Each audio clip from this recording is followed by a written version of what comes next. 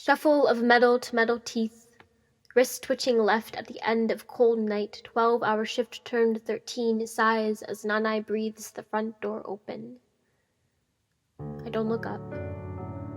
Living room aches with, I'm home now, they kept me till 9, but I'm here, she says, here, like, conclusive ending. Like she doesn't have to do this all again tomorrow, 5 a.m. heavy. Says her heels hurt, holds legs leaden when she sits down, but I'm fine. Really. An instinctive exhale, she bundles airtight, and from there paces the floorboards wincing, this new gait, strut of what we call the essential, the front line, my mother pulsing at the end of the line when waiting for citizenship, shipped across the Pacific, bring money back home to your family if you get the chance. What greater achievement than leaving your archipelago? Pipelined halfway across the ocean, pushed and pulled by 2 countries, got caught in the middle of their economy, but how lucky to be part of a healthcare system that sees you as expendable. I mean essential, I mean that Filipinos make up 4% of the nurses in the US, but 31.5% of nurse deaths from COVID-19. America. Pricks with needle. Pinpoints and picks out new capital, came highly recommended, 123 years of carving this pathway for you, trained you, taught you position of bedside care, of ICUs, of emergency rooms, acute and long-term inpatient RN. Nanay bends history until it fits neatly in her back pocket. And the pair of scrubs she washes and wears and washes, sets them neatly on a hanger, hangs her limbs through their sleeves, the branches knotting bark on skin like a shield. Because at work she sways in the face of squall. And now her body is flooded, so she hangs the scrubs again to dry. Tells me they're dirty when the living room floor creaks beneath her, and so I stop my face from falling into the cotton. I tell her that my little sister is already brushing her teeth, how the dishes are in the sink now, Dad's linked somewhere in the house now, how the food is probably cold now, how I'm sorry we didn't wait for you.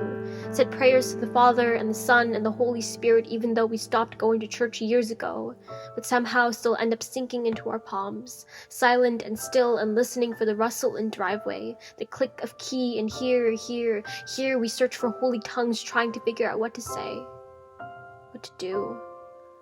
To ask if you were to fill in your chair, empty in the kitchen, its wooden arms and legs stiff in hesitance, yet gripping to whatever air is still leaking, lingering from lungs, waiting for response.